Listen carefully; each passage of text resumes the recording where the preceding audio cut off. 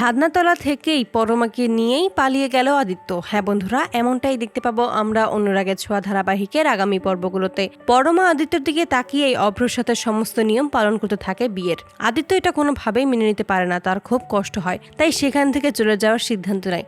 ঠিক সেই মুহূর্তেই আদিত্যর মা এসে বলে যে তুই কোথায় যাচ্ছিস, তুই এখানেই থাকবি, তোর দাদার বিয়ে হচ্ছে, আর তুই যদি এখান থেকে চলে যাস তাহলে এটা হয় নাকি, তোকে তো এখানে থাকতেই হবে। তাই আদিত্য সেখানেই দাঁড়িয়ে নিজের চোখেই নিজের ভালোবাসার মানুষটাকে দেখতে থাকে। তার বর্দার সাথে তার বিয়ে হচ্ছে, তবে এক পর্যায়ে তার ভালোবাসার মানুষটার বিয়ে তার বর্দার সাথে এটা কোনোভাবেই মেনে নিতে পারে না আদিত্য। তাই ঠিক সেই মুহূর্তেই আদিত্য একটা প্ল্যান করে, আর মনে মনে ভাবে সে পরমাকে ছাড়া থাকতে পারবে না। সত্যিই সে পরমাকে খুব বেশি ভালোবেসে ফেলেছে। এভাবে সে প্রতিটা মুহূর্ত তার বর্দার পাশে পরমাকে মেনে নিতে পারবে না। ঠিক সেই মুহূর্তে হঠাৎ করে সমস্ত লাইট অফ হয়ে যায়, আর এই সুযোগেই ছাদনাতলা থেকেই পরমাকে নিয়ে সেখান থেকে পালিয়ে যায় আদিত্য। তো বন্ধুরা, তোমরা এটাই তো চাও জন্য এভাবে ছাদনাতলা থেকেই পরমাকে নিয়ে যেন আদিত্য পালিয়ে যায়? কমেন্টে জানাও। আর নিয়মিত আপডেট পেতে আমাদের চ্যানেলটি এক্ষুনি সাবস্ক্রাইব করে পাশে থাকো। ধন্যবাদ।